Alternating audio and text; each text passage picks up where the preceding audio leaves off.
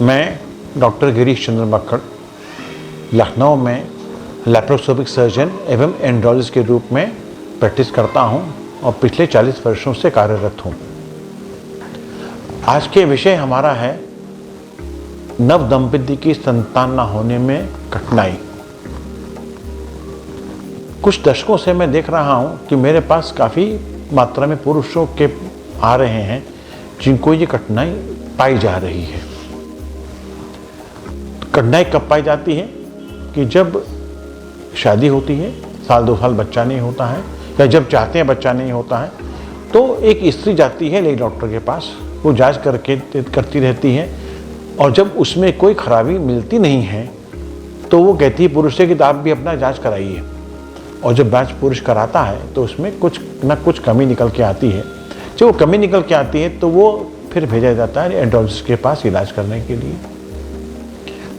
कुछ दशक पहले कुछ कम से कम आते थे मरीज और प्रतिदिन ये प्रॉब्लम बढ़ती जा रही है कि बहुत सारे कारण हैं, ठीक, और बहुत सारी वजह भी है। कारण का और वजह का मतलब देखिए हुआ कि एक तो मैंने माना कि आपके सीमेन में शुक्राणु की कमी है या कमज़ोर है, इस वजह से औलाद नहीं हुई, उसका एक इलाज है, ठीक है, लेकिन बच्चा ना होने में यही एक कारण नहीं है। बच्चा होने के लिए यह आवश्यक है कि सही समय पर अंडे का और शुक्राणु का मिलन हो। स्त्री में अंडा महीने में एक बार आता है। कितने उसके अंडे आएंगे वो जब बच्ची पैदा होती है तभी फैसला हो जाता है कितने अंडे भगवान ने दिए हैं उसको। और जब उसका मासिक आने शुरू होता है तो अंडे हर महीने आना शुरू होते हैं और जब तक मासिक रहता है आते रहते हैं, और जब मासिक बंद होता है तो अंडे आने बंद हो जाते हैं, यानी कि वो माँ नहीं बन सकती। पुरुषों में ऐसा नहीं होता है। पुरुषों के अंडकोश जो हैं वो एक फैक्ट्री के समान है। 15 वर्ष की उम्र से ये फैक्ट्री चालू होती है और जिंदगी के अंत तक चलती रहती है। भरी जवानी में इसमें 30 लाख प्रतिदिन शुक्राणु नए बनते हैं और इनका बनने की अवधि 70 से 90 दिन होती है और बनने के बाद इनकी जीवन 72 घंटे का होता है। ये कुछ मूल बातें हैं। अब चूंकि रोज शुक्राणु पैदा हो रहे हैं तो बहुत ज़्यादा जमाने की इनका इस्तेमाल होते रहना चाहिए। तो जितना खर्च होते हैं उतने ताजे शुक्राणु आते रहते हैं, लेकिन अंडा तो महीने में 1 ही दिन आएगा। अगर आपने पति पत्नी का संबंध किया भी है लगातार और उस दिन मिस कर गए आप, या उसे 1-2 दिन आगे पीछे मिस कर गए, तो आप सालों साल कोशिश करते रहिए, पुरुष भी ठीक है, स्त्री भी ठीक है और संतान नहीं हो रही है। तो फ्रीक्वेंसी मैटर करती हैं जब बच्चा पैदा करने की इच्छा है, तो फ्रीक्वेंसी मैटर करती है। फिर जब शादी होती है तो शादी को हम लोग तब पूर्ण मानते हैं जब पति पत्नी का शारीरिक संबंध स्थापित हो जाए। अब आपकी शादी को 12 साल हो गए हैं और जब बात करते हैं पता चलता है कि आज तक आपका संबंध स्थापित ही नहीं हुआ है। जब तक संबंध स्थापित नहीं हुआ है तो बच्चा कैसे होगा? तो इसको बोलते हैं नॉन कंज्यूमेशन ऑफ मैरिज। तो जब तक मैरिज कंज्यूमेट नहीं होती है तो संतान होने की कोई चांस नहीं है। इसकी बात क्या है कि हमारे लोग खाने पीने की चीज़ें बदलती जा रही हैं। हमारे पास अब वो समय नहीं खाना बना के खाएं, हम बना बनाया खाना खाते हैं, होटलों में खाना चाहते हैं, हमको पैक्ड फूड चाहिए। अब जितने भी ये पैक्ड फूड होते हैं, जितने में होटलों में मसाले डाले जाते हैं, उन सब के अंदर प्रिजर्वेटिव्स डाले जाते हैं ताकि भोजन खराब ना हो। घर का भोजन सुबह बनाया शाम खा लिया, शाम बनाया सुबह खा खत्म कर दिया। लेकिन होटलों में या पैक्ड फूड में या जो घर पे डिलीवरी देने लड़के आते हैं, वो फूड के अंदर पड़ते हैं प्रिजर्वेटिव्स ताकि वो भोजन रखा भी रहे तो वो बासी नहीं हो सकता, वो खराब नहीं हो सकता। तो उसको रोकने वाली जो औषधियाँ हैं वो हमारे पुरुषार्थ पे नुकसान पहुँचाती हैं। हमारा हार्मोन बनने में रोकती हैं, हमारे शुक्राणु बनने में रोकनी है। अब आपने खाना ठीक से नहीं खाया है, आप अदरवाइज तो आप में कोई कमी नहीं है, तो आपके शुक्राणु बनने में दिक्कत हो रही है। मुझे अच्छी तरह याद है केस, कुछ समय पहले की बात है, एक जवान लड़का आया, देखा देखने में गड़बड़ नहीं थी, शुक्राणुओं में बहुत कमी थी, कमी थी, जांच कराई, समझ में नहीं आया, तो मालूम चला कि वो पिछले 5 वर्षों से लखनऊ में रह रहा है और 5 वर्षों से एक ही होटल में खाना खा रहा है। और वो होटल में खाना कभी भी खाता है, 11 बजे 12 बजे कभी भी प्रेजर्व फूड खाता था वो। तो उसको मैंने 2 महीने के लिए जब वो खाना चेंज कराया तो उसके शुक्राणु ठीक होने शुरू हो गए। तो इन्वायरमेंटल चेंजेस यानी कि हम लोग की जीवन शैली जो है वो बहुत मैटर करती है कि हमारा स्वास्थ्य कैसा रहेगा, और स्वास्थ्य जैसा रहेगा वैसे शुक्राणु बनेंगे और वैसे ही संतान की उत्पत्ति होगी। जीवन शैली में और कौन सी बातें हैं? नींद, अगर नींद पूरी नहीं होती है तो हार्मोन नहीं बनते।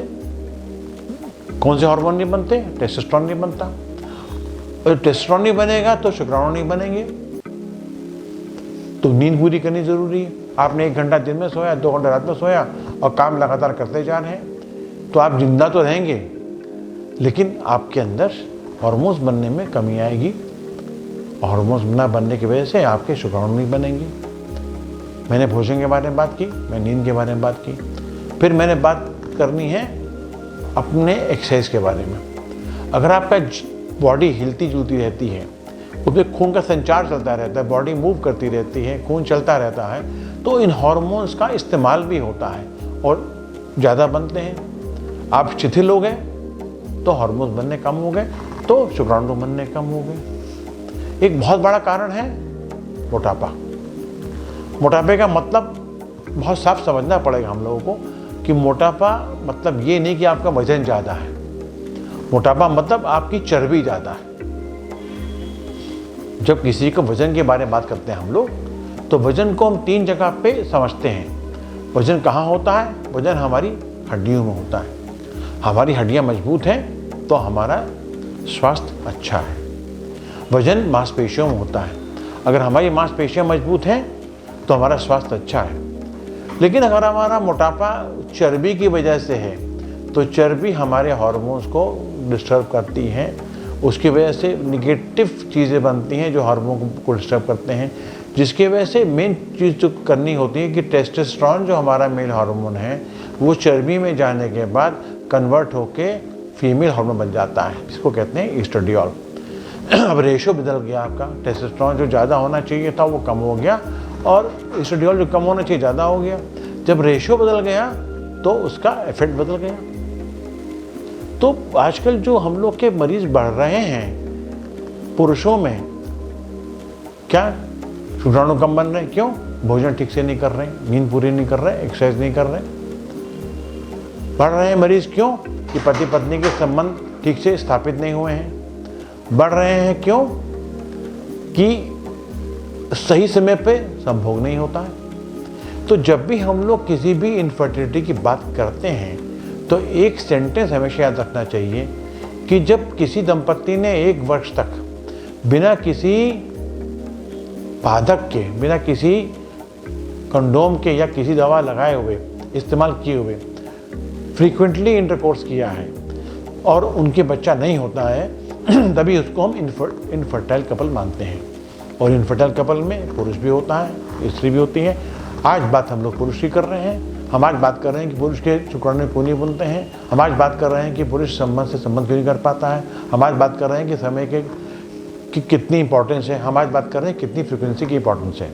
अगर इन सब बातों पर अगर ध्यान दिया जाए तो ये जो बीमारी अब बहुत तेज़ी से बढ़ रही है, इस पे अंकुश लगाया जा सकता है।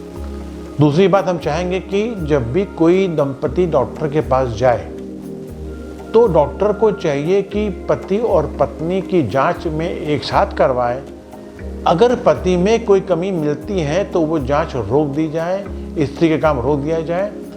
और जब पति में कोई गड़बड़ नहीं मिलता है तो हम लोग सारा काम स्त्री पे ध्यान दे सकते हैं। मेरे ख्याल से मेल इनफर्टिलिटी की प्रॉब्लम के लिए इंट्रोडक्शन के लिए इतना ही काफ़ी होगा। हम आगे बात करते रहेंगे।